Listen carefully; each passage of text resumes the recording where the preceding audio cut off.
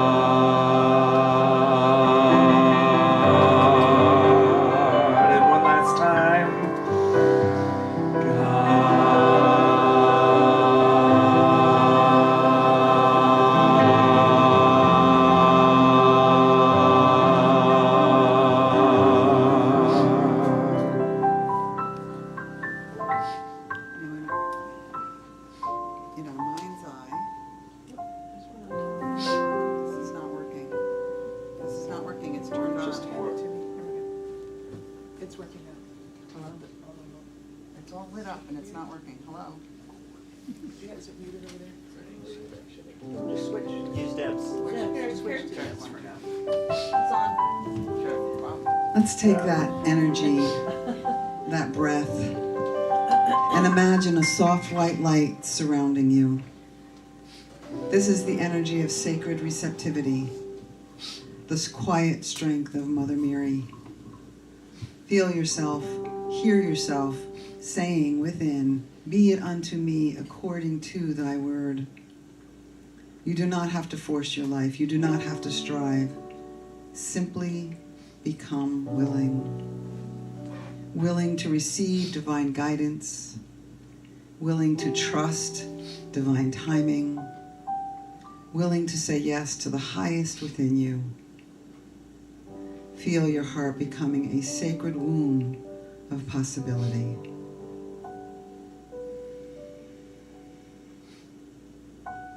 Now feel a warm rose gold light filling your heart.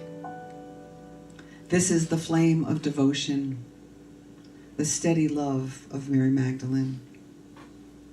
See yourself standing strong in love, even when things feel uncertain, even when others doubt, even when the old must fall away. Silently affirm, my heart remains faithful to love. Feel your devotion not as emotion, not alone, but as courage. Courage to stay present. Courage to listen deeply. Courage to trust your inner knowing that your heart is your authority. And now imagine a brilliant white gold light moving through your body. This is living truth, the practical faith of Myrtle Fillmore. Feel every cell responding to divine life. Silently declare, I am a child of God. Divine life flows through me now. Where there has been doubt, invite clarity. Where there has been weakness, invite strength. Where there has been fear, invite faith. Feel the power of love becoming embodied. Not just believed, but lived. Now see all three lights blending within you. Receptivity, devotion, and demonstration. They are not outside of you. They are aspects of you. You are receptive. You are devoted. And you are capable of demonstration. Take a breath and say, the divine lives in me. Love guides me. And truth expresses through me. Let us go into the silence just for a moment, knowing the divine lives in me. Love guides me. And truth expresses through me.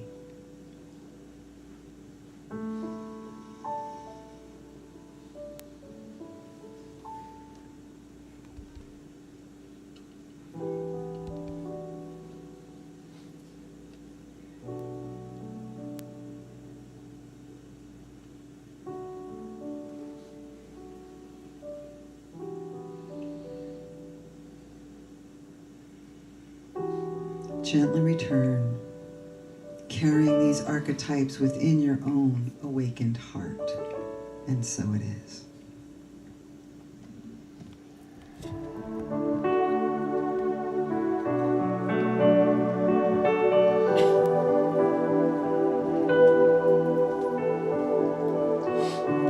Before the body, before the story, before the name,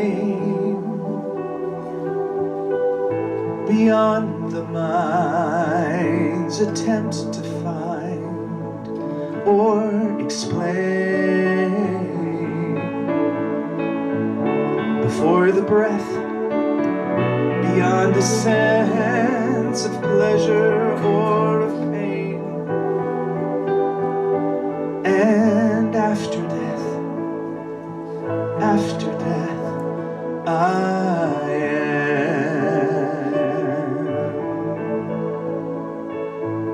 within the heart, the whole and part of everything I see. Behind the eyes, beyond disguise, reflecting me. At the silent core, and yet before phenomena began. And after it, I am.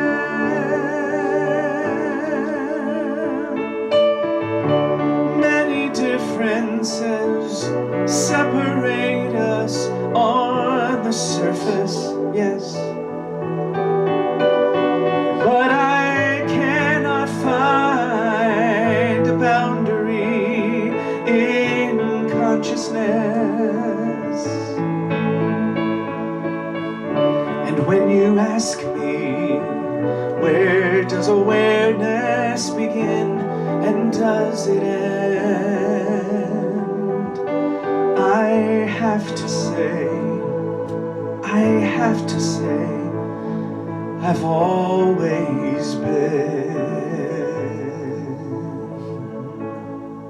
within the body, without the body, not subject to changing moods or states of health or points of view. Without needs before the deeds and the monuments of man. Oh, and after them, I am.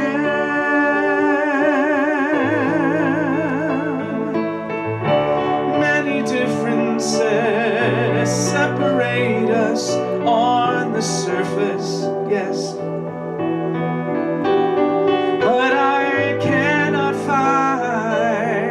Boundary in consciousness. And when you ask me, where does awareness begin and does it end? I have to say, I've always been at the silent core, and yet before phenomena began.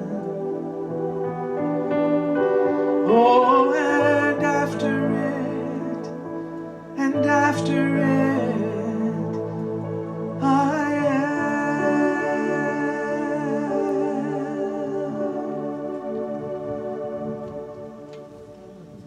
Beautiful. Thank you. So in that meditation, I talked all about love. But when there is love, there has got to be peace. So let's hold peace in our heart today and as we leave from here today, because that is what we can do, right? What we talk about, what we think about is what is going to be created in and outside of us. So let's continue to hold that love and peace. And so today is the first day of National Women's History or Herstory Month. So I decided to go back in time, right? And we're going to begin with Mother Mary, the divine feminine within us. In the Sophia Code, Mary's final incarnation, Mother Mary's final incarnation, is described as that of a highly advanced soul born in the Hebrew Essene community, a mystical spiritual order devoted to purity and divine preparation. Her life was prophetic. Before she was conceived, ancient texts declared her a mother of salvation for humanity. Her birth and the birth of her son were foretold by prophets hundreds of years before their arrival. During her mother Anna's pregnancy, angelic messages announced Mary's destiny and the necessity of spiritual training to fulfill her divine purpose. So that's why they sent her to the Essene community. They actually gave up the child that they had been working so hard to conceive, and it was a long time, and they gave her up because they knew that was what was going to help her help humanity, help them help humanity. But here is what matters most. Mother Mary's deepest desire was that humanity come to know itself as the divine it seeks, as the divinity it seeks. So what's so powerful about that is it's not about worshiping divinity outside of ourselves, but to awaken it within ourselves. That is the power that each of us has, is to go through this life holding that love and seeing that love and experiencing that love. Not looking outside of ourselves for other people to love us, but for us to love no matter what. Much like Jesus' message, right? Jesus was all about what are we doing from within. Today, Mary is deeply revered by the Catholic tradition. The Rosary, which is a string of beads that you say the Hail Mary 10 times and the Our Father and all these different prayers. It's a contemplation prayer practice centered largely on the Hail Mary and is often called a pathway to the heart. And in 1950, Pope Pius XII declared the Feast of the Assumption a holy day of obligation, affirming the belief that Mary was taken body and soul into heaven. The legend says that she did not die. She fell asleep and was lifted into divine glory. Whether taken literally or symbolically, the message is clear.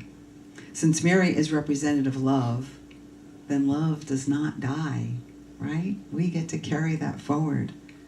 The soul does not perish, and the feminine divine is eternal.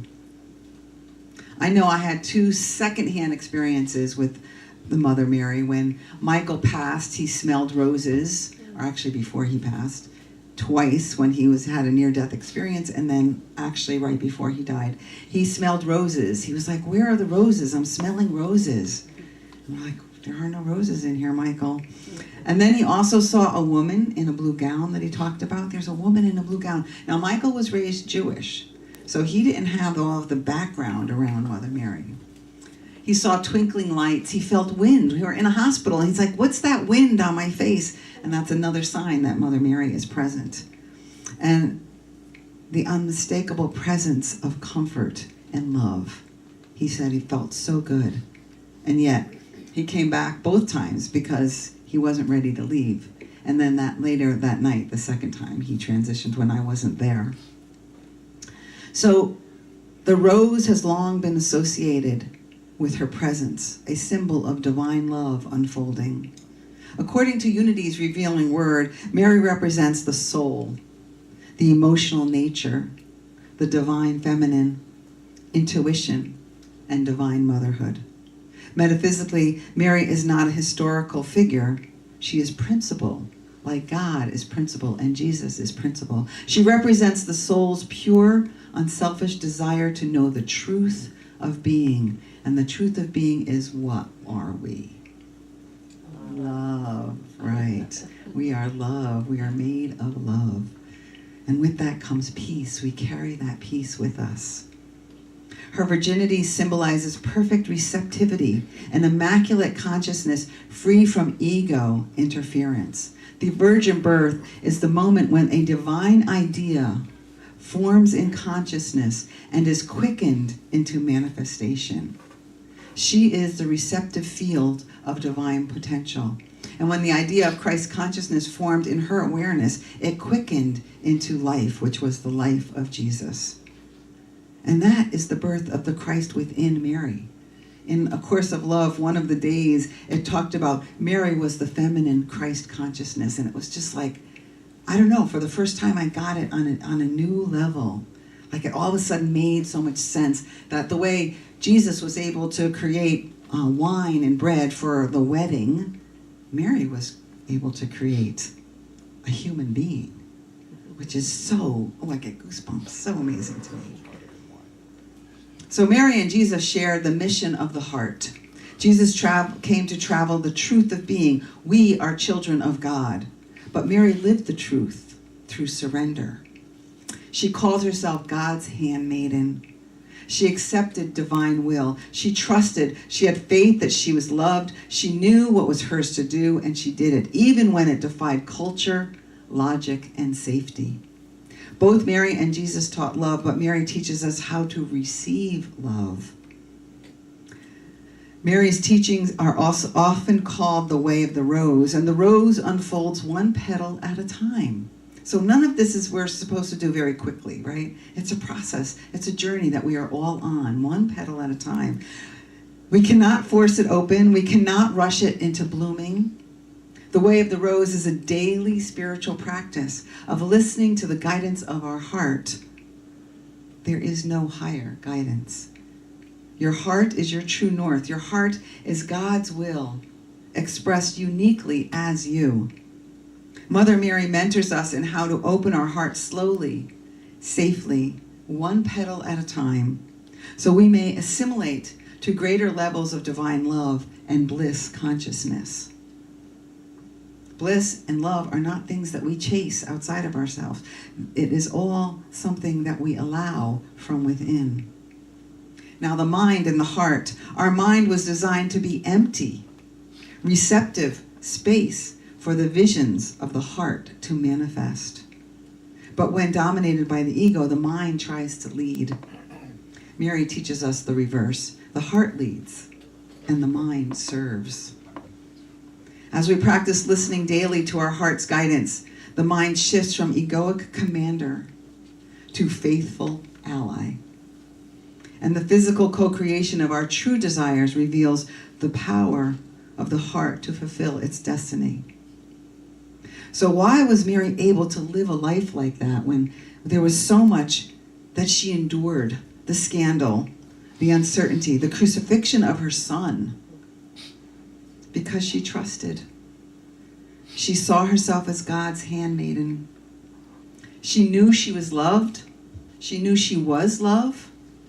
She knew her life had purpose. She saw herself as an instrument of divine will. And the miracle is that so are we. We are the miracle. We are divine will. We are love. We are peace. So Mary is not only a woman of history. She is an awakened soul within each and every one of us. She is our intuition. She is our receptivity. She is our courage to say yes to divine will, our willingness to birth new consciousness in the world. And every time we listen to our heart, every time we choose love over fear, every time we allow a divine idea to form and we nurture it into being, the Christ is born again. The rose opens and humanity evolves far beyond what we can see and even what we can imagine. So Mary Magdalene. Mother Mary was Mary Magdalene's mentor. She met her in the Essene community and then went on. And in 1869, the Gospel of Mary was acquired in Egypt and eventually housed in Berlin. The text is incomplete. Pages 1 through 6 and 11 through 14 are missing. It is the only known gospel by a woman, and its voice is unmistakable. It presents a Christianity centered not on external authority, but on internal awakening. In 591 CE, Pope Gregory I delivered a homily identifying Mary Magdalene as a prostitute by identifying her as the unnamed woman in Luke 7. That label endured for nearly 1,400 years. But in 1969, a Catholic church formally corrected this misidentification. And in 2016, Pope Francis elevated her feast day to the same rank as the apostles, affirming her ancient title as the apostle to the apostles. Mary Magdalene is named in all four well-known accepted Gospels of Matthew, Mark, Luke, and John. She was healed by Jesus. She stood at the foot of the cross. She went to the tomb.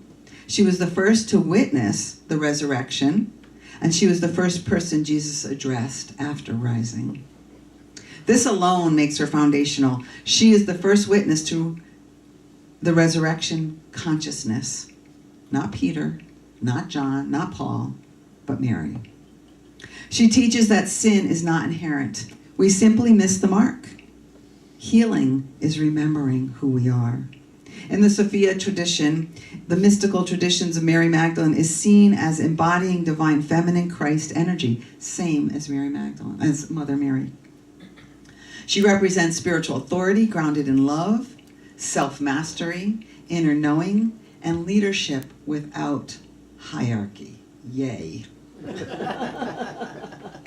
Her relationship with Jesus, viewed mystically, models reconciliation, not competition.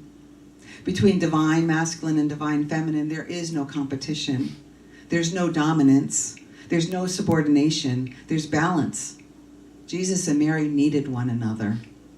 Mary made women feel safe to follow Jesus. Jesus made men feel safe to receive healing from Mary. Together, they encoded humanity with a template of sacred partnership. Her gospel reframes ascension. It is not rising upward. It is descending inward. Our ascension is about going in and finding that place within us. Farther up is really deeper in. Ascension is full divine embodiment, 100% human and 100% divine. Not worshiping the Christ, becoming it. Acquiring your peace within yourself. How radical is that? What this means for us is Mary Magdalene's rediscovery is not just historical correction. It's a spiritual reclamation. It asks, where have I doubted my own authority? Where have I silenced my inner knowing? Where have I believed I was unworthy? We are inherently good. The divine is within. Love is the way. When we block the heart, we block vision. When we open the heart, we remember who we are. The new integration, the new way, let's say, we're not either divine or human, we are both. Not hierarchical, but harmony. Not external salvation, but inner awakening. We do not need to become someone else. We need to remember what has always been within us. Joy is not an external acquisition. It is a recognition of unity with spirit that lives within us. So the question becomes, what feeds your heart? What brings you joy? What is your inner authority asking of you? Mary's story invites us to restore balance, to live heartfully, to trust inner vision, and to walk forward without fear. Love is not something we seek, it is what we are. Same message as Mary and Jesus, right? Now we have Myrtle Fillmore. And you may have asked, why did she include Myrtle? Well, Myrtle, when she was born on August 6, 1845, was actually named Mary Catherine Page. And she didn't like the name Mary, so she picked Myrtle. I don't get that, but that name's certainly unforgettable, right? They're not going to mix her up with anybody else. But Myrtle Fillmore spent much of her early life in fragile health. She suffered from tuberculosis and was told her condition was hereditary and incurable. In 1886, at 41 years old, she was told that by her doctor that she better go home and get her affairs in order because the end is near. Now, she had 3 children. And she was like, that's unacceptable. It's just not going to happen. And she attended a lecture by metaphysical teacher E.B. Weeks, who made a statement that changed her life. And the statement was, you are a child of God, and therefore you do not inherit sickness. And something awakened in her. Instead of accepting illness as destiny, she began speaking words of truth to her body, especially to her cells. She prayed daily, affirming life, strength, and divine order. She did do one denial. You know how we have denials in affirmation? Her denial was that it didn't matter what her physical looked like.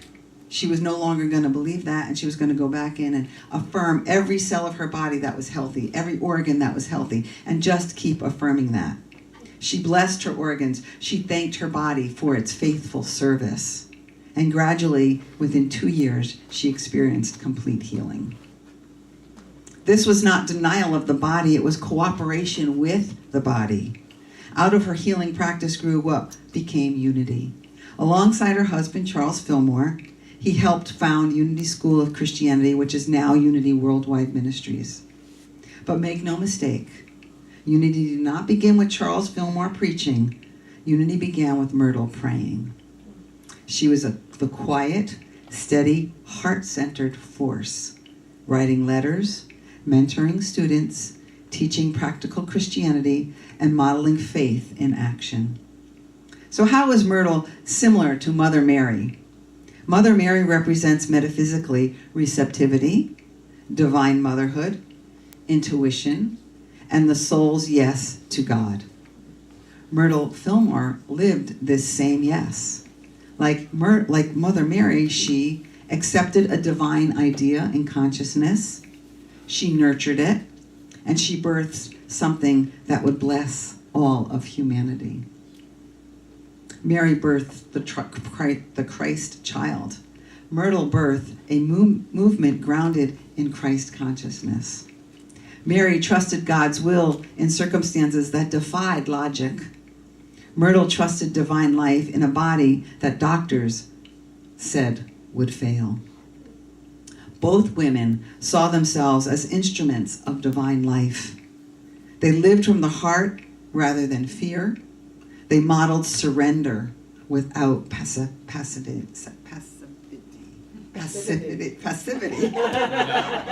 Thank you, Jen. Mary said, "Be it unto me according to thy word." And thy word is God's word from within here, love from within here. Myrtle said, in effect, I am a child of God. I will not inherit sickness. Both chose faith and words over appearances. Now, how is Myrtle similar to Mary Magdalene? Mary Magdalene represents spiritual authority rooted in love, inner revelation, devotion, and the courage to stand firm when doubted. Myrtle also embodied this. Like Mary Magdalene, Myrtle claimed inner authority, she trusted her direct spiritual experience, and she lived in devotion to truth rather than tradition. Myrtle stood in faith when doctors and culture said her healing was impossible. Magdalene carried teachings others questioned. Myrtle taught metaphysical Christianity in a time when women were not encouraged to lead in any way, let alone spirituality. Just as Mary Magdalene's role was overshadowed for centuries, Myrtle's influence is often understated compared to Charles's public leadership. Yet Unity was shaped profoundly by her spiritual depth. So all three women embodied the divine feminine expression of Christ consciousness. Mother Mary had the receptive womb of divine idea, surrendered to divine will, and nurtures Christ's life. Mary Magdalene was courageous, apostle of resurrection, had inner authority and devotion, witnessed the resurrection. Myrtle Fillmore, practical healer and co-creator of a movement, faith applied to a body and daily life, demonstrated healing through consciousness. They teach us divinity is received in the heart. Resurrection is experienced through love. Healing happens through alignment with truth. Leadership does not require domination. The heart is a portal of transformation. Now, the deeper metaphysical parallel, Mother Mary symbolizes the soul of saying yes. Mary Magdalene symbolizes the heart remaining faithful through death into resurrection. Myrtle Fillmore symbolizes the mind cooperating with the heart to manifest healing. Together, they form a sacred progression: receptivity, devotion and witness, and demonstration. And isn't that the path for all of us? We receive the divine idea. We remain faithful even through challenge. The divine idea is to live in peace and love. It might be challenging right now, but we can do it because we are made of love. And we demonstrate it in our lived experience. That's our fifth principle. We live these principles. We don't just talk about them. We don't just think about them. We live them. What this means within the will framework, which is will, imagination, love, and life. Will, Myrtle's determination to speak truth to her body. Imagination, Mother Mary's capacity to conceive divine possibility. Love, Mary Magdalene's unwavering devotion. And life, the manifestation of Christ consciousness through all three. These women are not passive figures. They were spiritually disciplined, emotionally courageous, and radically receptive. They did not seek power over others. They embodied power within. And that is the invitation for us. Not to worship them. Let them be our way showers and awaken what they demonstrate. Awaken it within us. I want to say thank you. Thank you for your kindness. Thank you for your compassion. Thank you for your empathy. Thank you for your courage. I see you, I appreciate you, and I love you. And know that you are blessed and a blessing.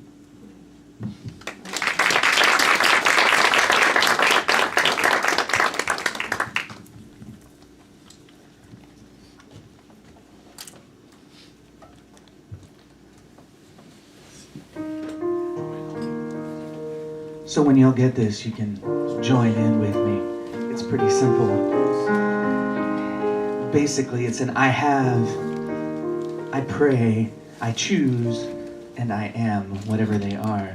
I have faith, I pray faith, I choose faith, I am faith, I have faith, I pray faith, I choose faith, I am faith again. I have faith.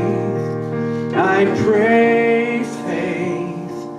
I choose faith. I am faith. I have faith. I pray faith. I choose faith. I am faith. Hope.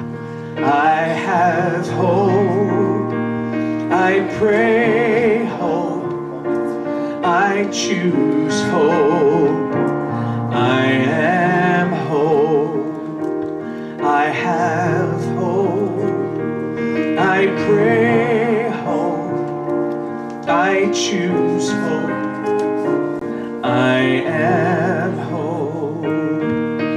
When I trust and I let go, I know all is well.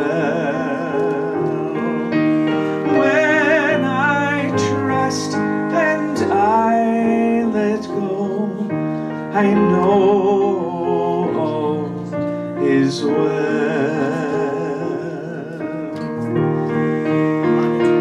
I have love, I pray love, I choose love, I am love, I have love, I pray love, I choose love, I am love.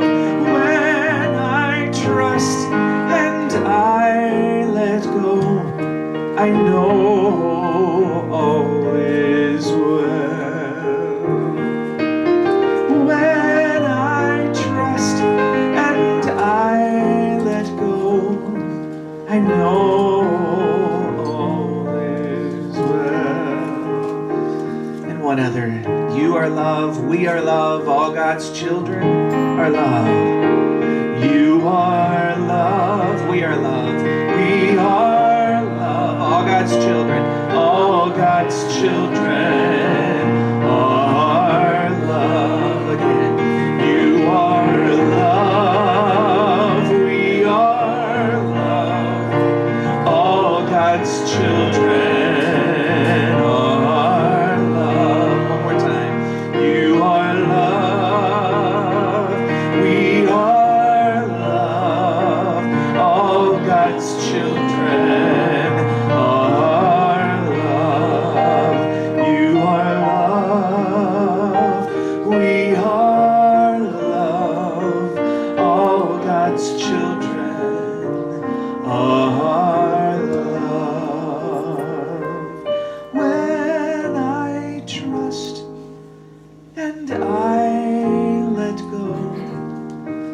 I know all is well.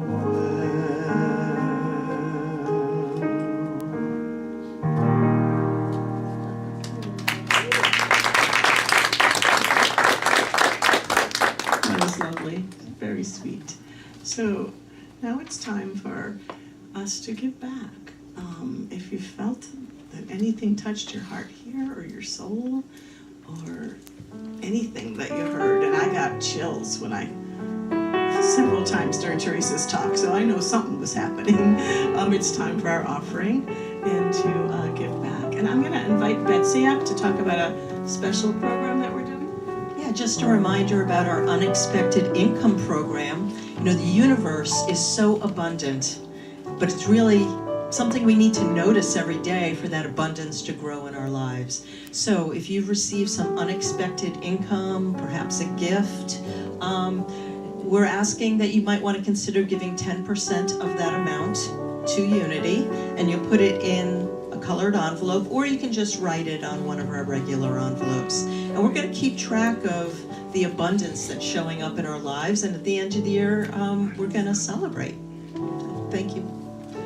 And we do have a prayer for prosperity that you can join with together. It's in your bulletin. Divine love flowing through me blesses and multiplies all that I have, all that I give, and all that I receive. Divine love flowing through me blesses and multiplies all that I have, all that I give, and all that I receive. Divine love, divine love flowing through me.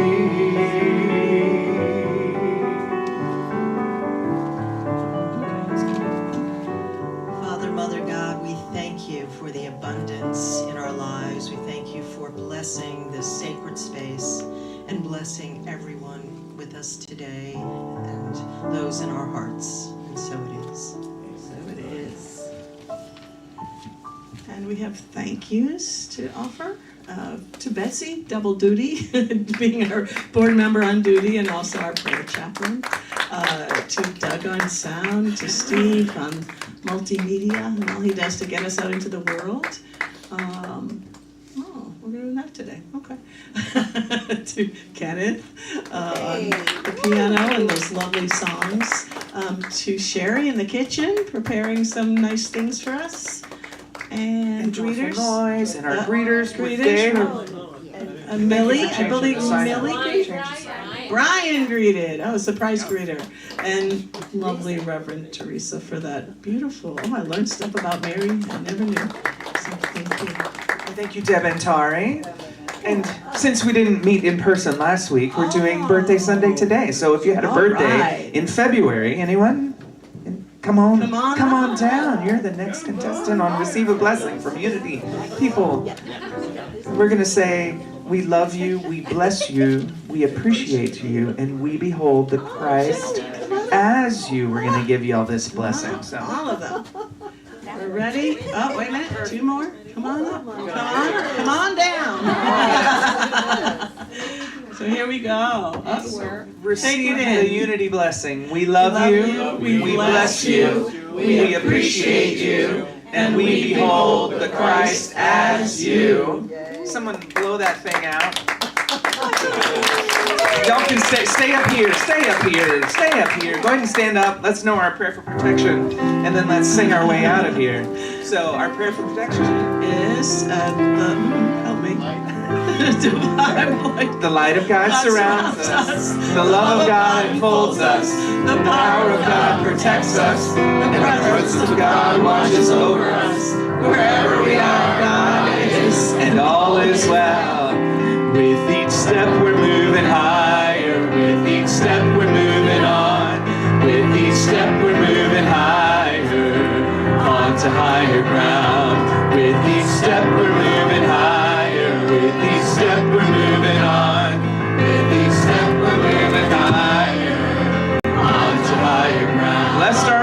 peacemakers. Blessed are we, peacemakers. On this journey day to day. On this journey day to day. We shall live immersed in love. We shall live immersed in love. As we seek the highest way. As we seek the highest way. With each step we're moving higher. With each step we're moving on. With each step we're moving higher. On to higher ground. With each step we're moving higher. With each step we're moving on. With each step we're moving higher. On to higher ground. So as you leave here today, remember all month, all week, tap into that Mary within you. The receptivity of love and peace, the devotion of love and peace, and the demonstration of love and peace. Amen.